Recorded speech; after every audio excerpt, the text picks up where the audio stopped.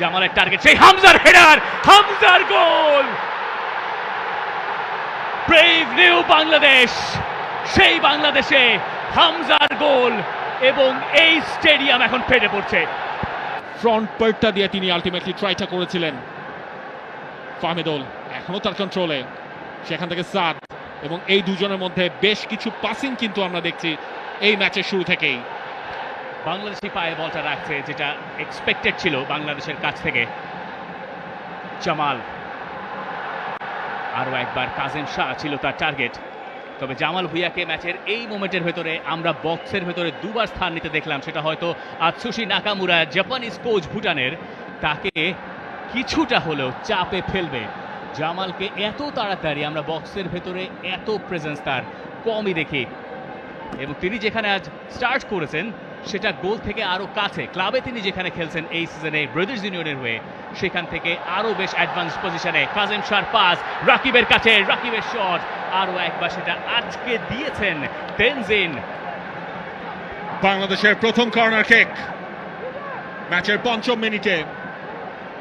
এই সেট পিসের প্র্যাকটিসটা বাংলাদেশ কেমন করেছে সেটার প্রথম পরীক্ষা আজকের ম্যাচটায়, এবং জামাল ভুঁইয়া তিনি যাচ্ছেন। কাজেম শাহ সেই বিউটিফুল একটা সাপ্লাই, রাকিব ঢুকেও পড়েছিলেন, তার সেই শটটা ব্লক হয়েছে।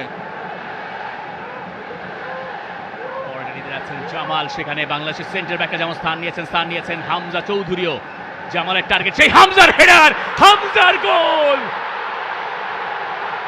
ব্রেভ নিউ বাংলাদেশ, সেই বাংলাদেশে হামজার গোল এবং এই স্টেডিয়াম এখন ফেটে পড়ছে। দেশের মাটিতে প্রথম ম্যাচেই হামজা দেখালেন কিভাবে গোল করতে হয়। সমর্থকদের যেই ভালোবাসা, সেই ভালোবাসার প্রতিদান দেওয়া শুরু করলেন হামজা চৌধুরী প্রথম মিনিটেই। সেট পিস থেকে সবার ওপরে তালগাছ হয়ে দাঁড়িয়েছিলেন হামজা চৌধুরী, তাকে ধরার আর কারোর সুযোগ নেই। হামজা তার দ্বিতীয় ম্যাচেই গোলের দেখা পেয়ে গেলেন। হামজা যখন থেকে বাংলাদেশের জার্সিটা গায়ে চাপিয়েছেন, এরপরে প্রথম গোলটা তার কপালেই লেখা ছিল। আর কি কপাল, গোলটাও তিনি করলেন কপাল দিয়েই।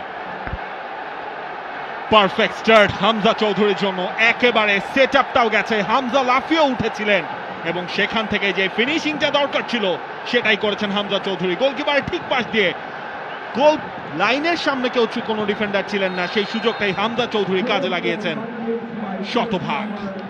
ভুটান অবশ্য এই ক্ষেত্রে বেশ হতাশ হবে। সেট পিস থেকে যদি আপনি একজন ফুটবলারকে মার্ক করতে চান স্পেসিফিকলি, সেটা এই হামজা চৌধুরী হওয়ার কথা ছিল, কিন্তু সেই কাজটা তারা ঠিকঠাক করেনি। হামজা চৌধুরী তার মার্কারদের অনেক পিছনে ছিলেন। তিনি যখন রান